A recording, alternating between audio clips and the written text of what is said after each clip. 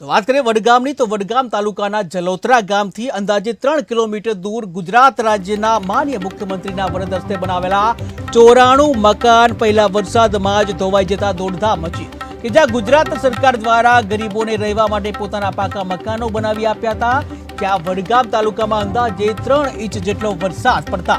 જે તે એજન્સીઓ દ્વારા બનાવેલા સરકારી વસાહતના મકાનો ધોવાઈ જતા મકાનમાં રહેતા 50 પરિવારો નિરાધાર બન્યા। જ્યાં જુઓ ત્યાં ઘરમાં સતત જે પાણી પડી રહ્યા છે, મકાનોના જે પાયાનું ધોવાણ થઈ ગયું છે, જ્યાં કોઈ મોટી દુર્ઘટના સર્જાય તો કોણ જવાબદાર કે જ્યાં ગુજરાત સરકાર દ્વારા લાગતી વળગતી એજન્સીઓ ઉપર કાયદેસરની કાર્યવાહી કરવામાં આવે તેવી લોકમાંગ ઉઠવા પામી છે। મકાન બનાવ્યા સરકારે બનાવી આલ્યા પણ કોઈ સારા મકાન નહીં બનાવ્યા। પાણી પહેલા જ વરસાદમાં બધા મકાન ધોવાઈ ગયું તો અમારે આખી જિંદગી કાઢવાની કેમની રીતે અને જાણા છોકરા અમે ગામમાં ઘર નહીં શહેરમાં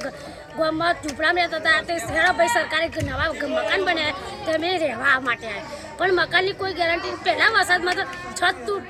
તૂટવા માંડી છે અને મકાનમાંથી બધું પાણી જમવા માંડ્યું। હા સાહેબ, એવું હતું સરકારે અમને મકાન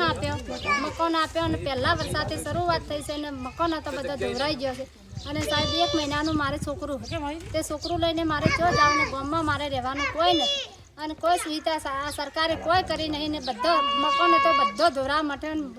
પેલા રસોડામાં પાણી પણ ઘરમાં પાણી પણ આખું શ્યામું નહોતું બધું પલળી ગયું અને સાહેબ હવે અમારે રહેવાનું ચોક ગામમાં કોઈ રહેવાનું છે ના તો અમે સાહેબ શું આનું ન કરશો તમે કયો એમ કયો કરો આનો અમને કોઈક ઉપયોગ કરી આલો। આ સરકારે અમને કે ઘર બનાવી આલો તો કે તમે નવા મકાનમાં જો તે નવા મકાનમાં આવ્યા ત્યાં તો એ પહેલાં જ વરસાદમાં બધું આવી રીતે થવા માંડ્યું। જે 94 મકાન વસાહત બનાવી છે તે વસાહતમાં પહેલો વરસાદ આવતો એમાં પાણી વરસાદનું પાણી ભરાતો એક બાજુ નીકળતો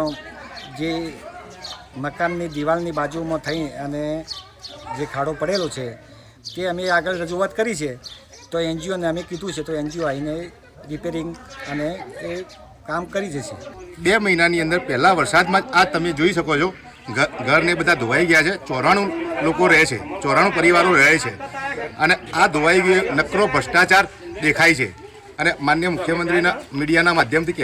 કહેવા માગું છું કે તાત્કાલિક ધોરણે શક્તિ વસાહત જેમને બનાવી એનજીઓવાળા એમના ઉપર એક્શન લે અને કમિટી રચે। કલેક્ટર